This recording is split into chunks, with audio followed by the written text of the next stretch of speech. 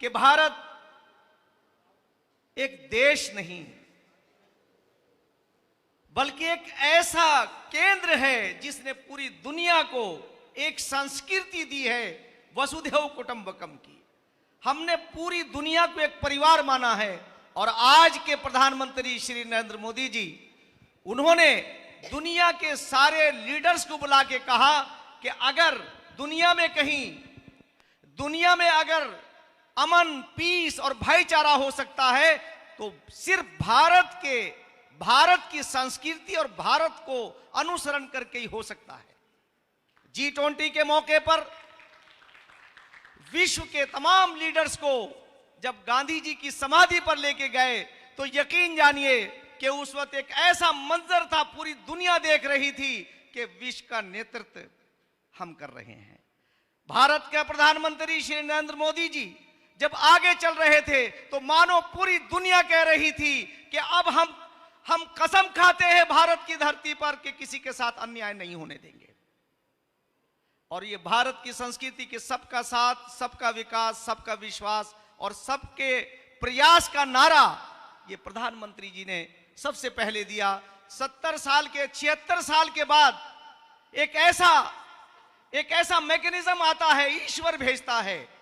मैं ये बात कह सकता हूं स्वामी जी के सानिध्य में कि आज की सरकार, आज के प्रधानमंत्री, उनकी पृष्ठभूमि किसी राजघराने की नहीं है। ये हमारे लिए, ये पल हमारे लिए गौरव के पल हैं कि हमारी लोकतांत्रिक व्यवस्था के अंदर एक ऐसा इंसान निकल करके आता है जो सबके कल्याण की बात करता है।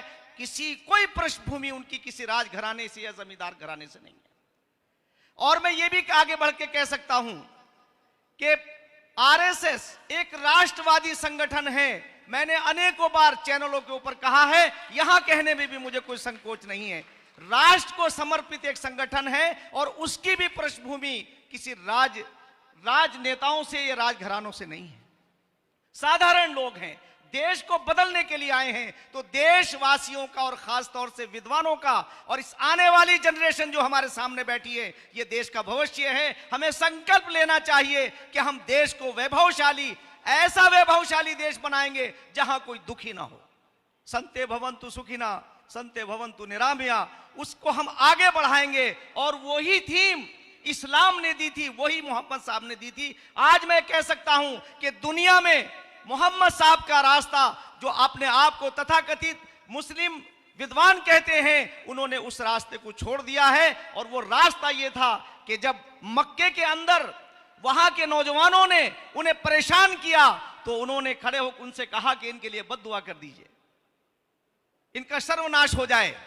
तो वो कहते हैं नहीं, ऐसा नहीं हो सकता कि ये अगर मुझे नहीं समझेंगे तो इनकी नस्लें समझेंगी। और मैं ये बात कह सकता हूं कि जो लोगों का आचरण है वो इस्लाम नहीं है। सनातन धर्म और इस्लाम दोनों में बहुत सिमिलरिटी है। अगर आज मैं ये बात कह दूं, यहां बीच में आपके स्वामी जी महाराज बैठे हैं, कि पूरे वेद के अंदर कहीं शब्द हिंदू नहीं आया है। इंदु और सिंधु है जो अरबी जबान से रिलेटेड है। इसी तरह से पूरे कुरान के अंदर मुस्लिम है, मुसलमान नहीं है। जो मुस के मायने काटने के हैं, जो संस्कृत से लिया गया है। अब इतनी सिमिलरिटी होने के बाद अगर वसुधैव